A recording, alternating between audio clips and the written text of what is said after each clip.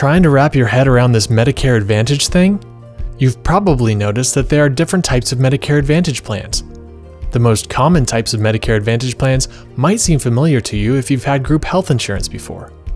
For example, take health maintenance organizations, or HMOs. Sound familiar? This type of plan typically has a provider network. Usually, you'll have to get your care from a provider in that network.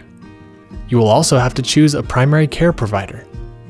You will need to get referrals from the primary care provider to see a specialist. Then there are preferred provider organizations, or PPOs. This type of plan might also have a provider network. Usually you don't have to get your care from a network provider, but you generally have a higher copayment or coinsurance if you go out of network. And you don't have to choose a primary care provider. You don't generally have to get referrals from the primary care provider to see a specialist. Another kind of Medicare Advantage plan you might want to know about is a private fee-for-service plan, or PFFS. One unique feature of this type of plan is its flexibility. You might have the option of choosing a provider network, or staying independent of a network.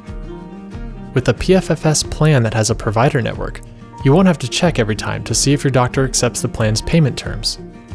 Providers in the network have agreed to the plan's terms, and to treat you. You can also see doctors outside the network, but you have to check to make sure they accept the plan's terms. On the other hand, with a PFFS plan without a provider network, you have the freedom to choose any doctor you want.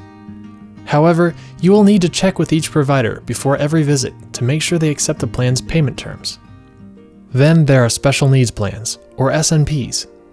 This is a special type of Medicare Advantage plan that's tailor-made for a certain kind of health condition.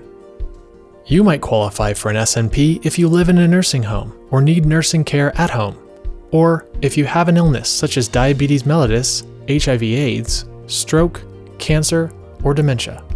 There are many other illnesses that may qualify you for an SNP.